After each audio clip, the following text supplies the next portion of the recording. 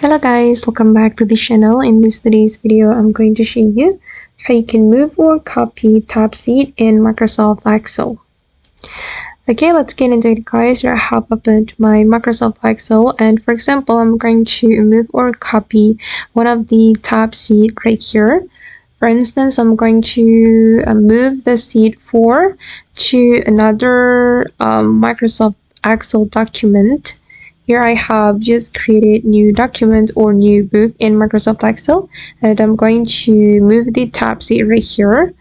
I'm going to go back, and then we can right click on the tab sheet we want to move or copy, and click on move or copy, and then you can choose the book you want to copy or move this tab sheet to.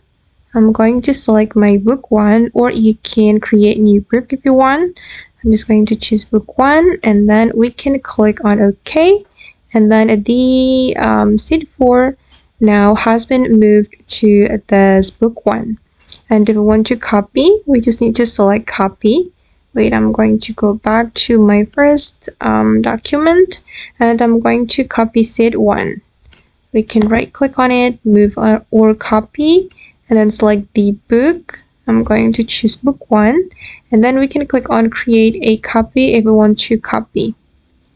Okay, and now the sheet 1 has been copied to this document.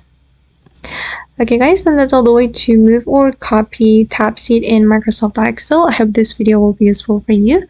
Thank you so much for watching, and bye.